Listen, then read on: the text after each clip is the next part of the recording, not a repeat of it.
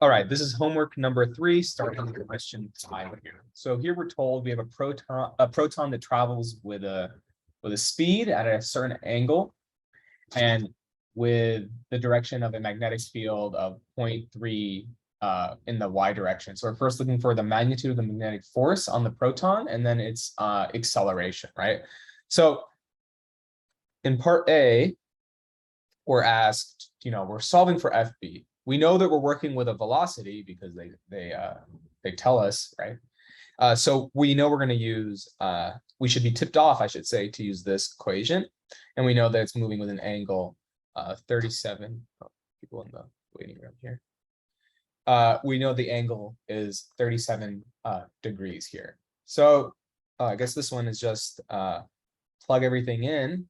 So I'll just write everything and you guys can plug it into your calculators.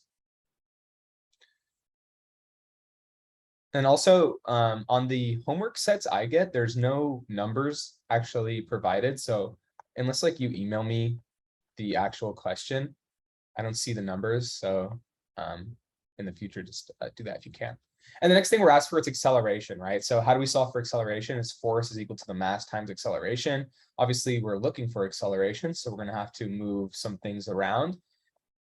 Divided by the mass of a proton equals acceleration. And what's the only force? It's that magnetic force. So now we have FB, which we just solved for up here. Plug that guy in down here. And then the mass of a proton is 1.6 times 10 to the minus 27 kilograms there. So I'll say FB equals A. And I'll leave the fun of plugging things in for you guys. Let me pause the recording here and take any questions. All right, so now moving on to number 6 here, we have this situation with parallel wires. They're carrying currents and they're perpendicular to the page as shown. And we know that figure 1 current is going into the page, and then it passes through the x-axis at plus when x equals a, right? So, when we use that equation, r in this case, we're to consider that a. And then wire 2, we're told a little bit about it. And the current can have 2 possible values, right? That's depending on, for I2, that depends on if it goes out or into the page. So in part A, we're asked to find the smaller magnitude. And right off the bat, like, how do we know which way we're solving for? It should be the one that's going opposite to I1, right? Because that's the only way you'll get a smaller value for I2. Had it been like in agreement with I2, like the field there will then be going like into the page, right? And it'll be adding to that field produced by I1. So it'll be like a double strong field. So we know the first one, we're going to be solving for it going out of the page. So, the B field at the origin of this system here, we can just say is equal to B equals B1 plus B2. And, what's our equation for B, right? It's equal to mu naught equals I over 2 pi r, right? And they tell us like in the first one, like that r is a. So I'm going to be writing a there just so we like keep it in terms of the variables they give, right? So we can now break up this equation. So with respect to B1, we can say mu naught I1 over 2 pi a. And then with respect to B2, we'll say mu naught I2 over 2 pi 2a. Okay. So what is B equal to? Well, B is equal to, both of them acting there. So we're going to say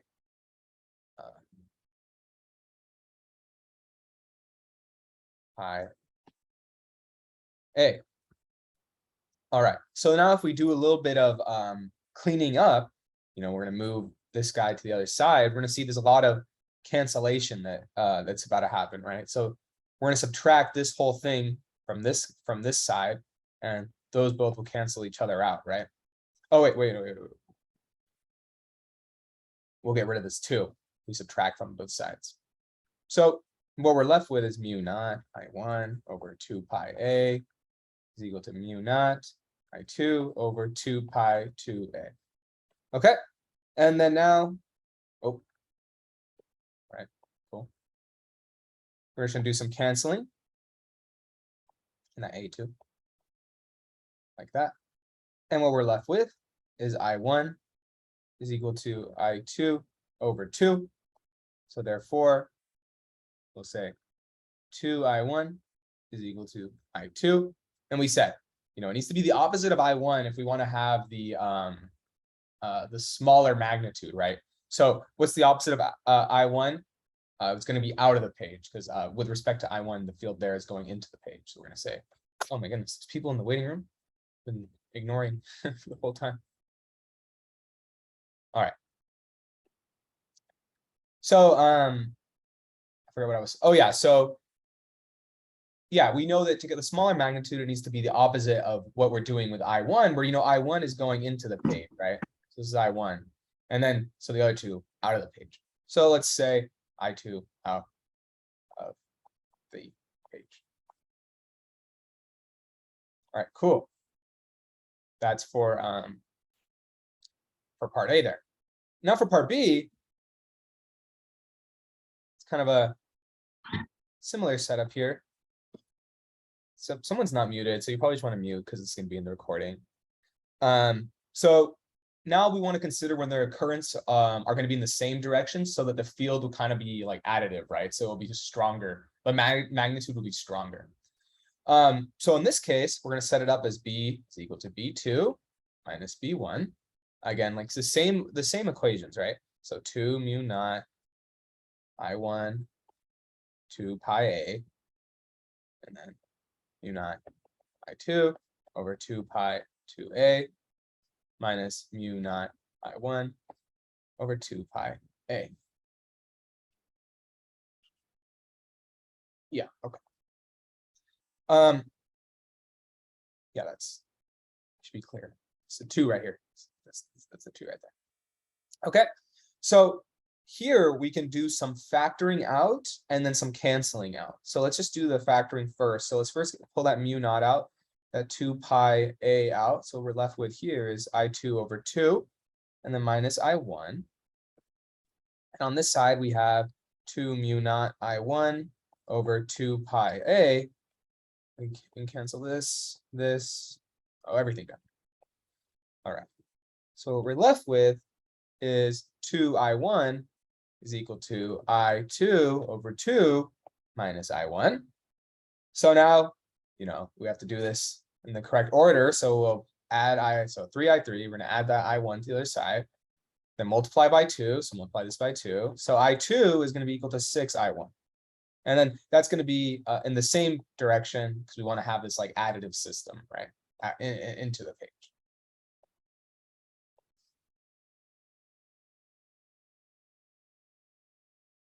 Okay, so that's question number 6. Let me take questions. Let me zoom out here. Show you guys everything. I had a question on why. And we're back now with number 7 here. And this is a great question because it makes us think about the right-hand rule in a few different ways. So we're first going to consider the right-hand rule when we're dealing with a long wire. So when we're dealing with a long wire situation and we want to know the field at a certain position, we use the thumb in the direction of the current and the finger curl in the direction of the field, right? So like looking right here, we have a current going this way, right? Long wire, that tells us we're going to be using this trick. We put our thumb, this is the current pointing straight up. We put our thumb on the current and our fingers curl the direction, right? So if we're looking down, we put our thumb on it and our fingers curl, we can see why the B field here on this side of the wire is going into the page. And then if you were to, go to the opposite side, you'll see that, on the opposite side, not that it's needed to solve the question, but just for proving the point, is coming out of the page, right? And that's always true. So like if you're all the way over here, it'll still be going in. And then if you're all the way, this way, it'll still be going out. Okay. So the next thing we need to do is find the force at all these positions. How do we solve for force? This is where we use the, the 3, and I guess you guys use all your fingers, but most people do it like this, right? So your middle finger is the direction of the B field. Your pointer finger is the direction of the current, and your thumb points where the force points, right? Or, I mean, there's so many variations on it. Just choose the one that you like to do for this, like this or whatever, like using your forearm, whatever you want to do, just make sure it's the right hand, So like this. So looking at this position, you know, middle finger down, pointer finger up, thumb pointing left. So I have force, let's call it force 1 pointing this way. Now looking at the top, right? The current is looping around like this. So I do this, right? Thumb pointing up. So let's call this F2. And then going down, it's like, I mean, it's like this, right? So our thumb is pointing, let's call it eastward. It's pointing this way. Let's call that force 3. And then down at the bottom, it's like this. So our thumb's pointing down. So let's call that F4, right? And now we're asked to find the net force here created by the wire on this loop, right? Exerted on the loop by the magnetic field in the wire. So same difference, right? So we know we're looking for the sum of forces. So say F net, right? What's F net always equal to is the sum of forces in the X direction plus the sum of forces in the Y direction. And if you have a good eye, and you remember our force equation, right, for these long wire situations, it's that, you know, mu naught, I'll just write it up here in blue. We have F is equal to mu naught, 1, 2, that length divided by 2 pi r, right? So we have to draw, whenever we're dealing with these systems, we need to have a coordinate system. I'm going to draw it like this, and I'll tell you why I draw it this way in a little bit. But between this force and this force, let's see what's the same. Both of these are concurrent. They don't change. This is a constant. This is just numbers you plug in, and R is the same. The only difference is F2 points up, F4 points down. Therefore, we know that these two forces right here will cancel each other out. So don't even waste your time solving for the forces in the Y direction. We know that they're going to be equal to 0. So all we're left with is F net X. So F net X. That's equal to the sum of forces in the X direction, right? So I have F1, and F1 is pointing this way in agreement with our coordinate system, positive.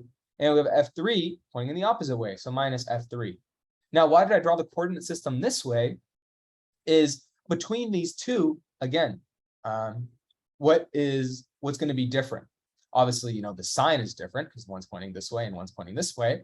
And also this R value is different, where the bigger this denominator value gets, the smaller that value gets, right? So because of that, I just know, like, intrinsically, F1 is going to be bigger than F3.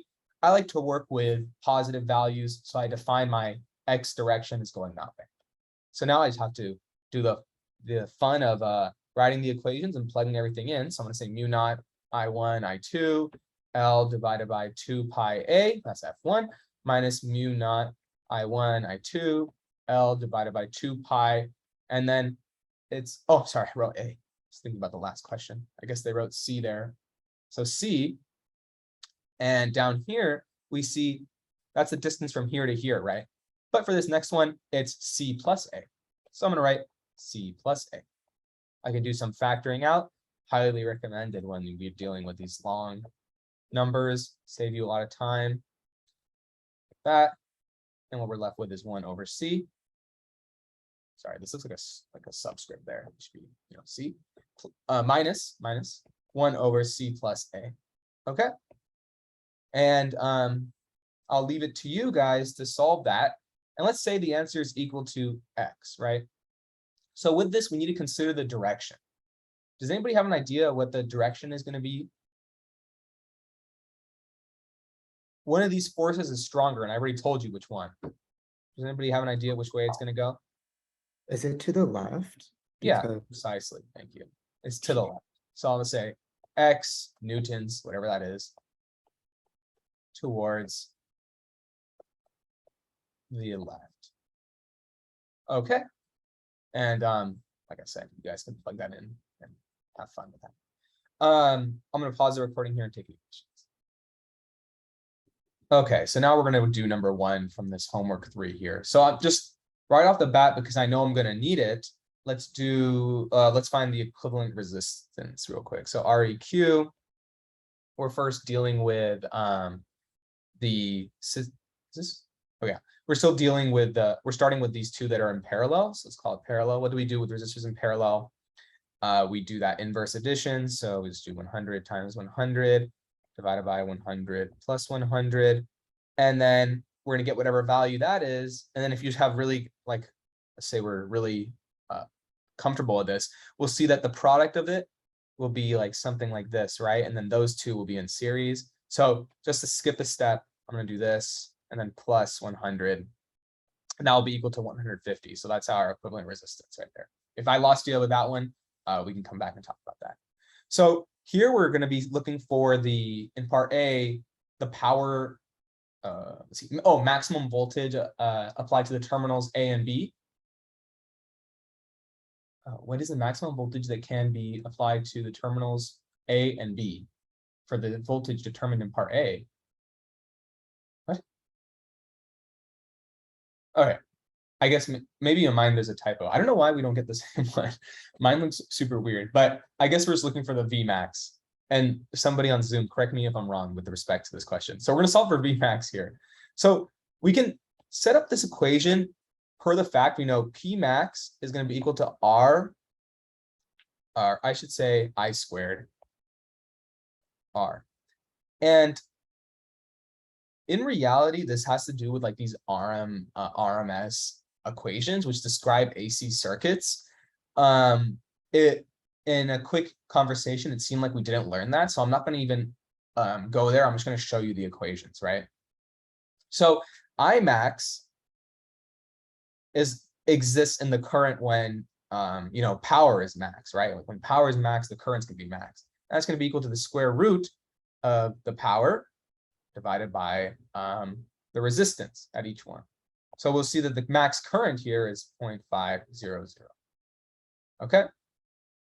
So now we're looking for, a delta V max. What we have to consider here is REQ. We solved that in like the first part. And then times I max. We already found that as 0.5. So it's going to be 150 times 0.5. It's going to be equal to 75 volts. Okay. And yeah, let me see. And then part 2 here.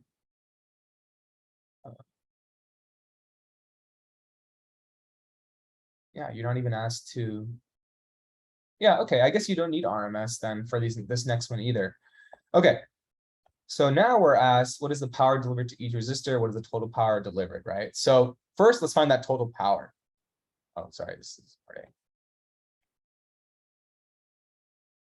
So in part A here, we're going to say power, we're looking for power, is equal to I delta V. So our total power then is equal to 0.5 times what we just found, 75. It's equal to 375.5 watts. Okay. And then the power at position 1, it's just 25. Okay, so P1 is just equal to 25. They tell us that 25 watts. And then we have to consider now P1, P2 and P3, which are in parallel to each other, right?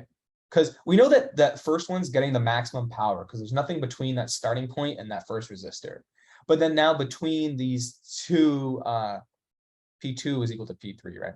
So between these two, like what's the power here? We're going to need to use another equation or the equation we first used, which is going to be I squared R, right? So what are the relative resistivities here? It's going to be 100. And then and our current again is 0. Do we find our current? Current here, it's going to be equal to, this value divided by 2. This value divided by 2, so 0.25. Get the 2 there, 25. Multiply that out, we're going to get, and squared, and we're going to get some value, and that's gonna be the answer for this one. Going back to finding the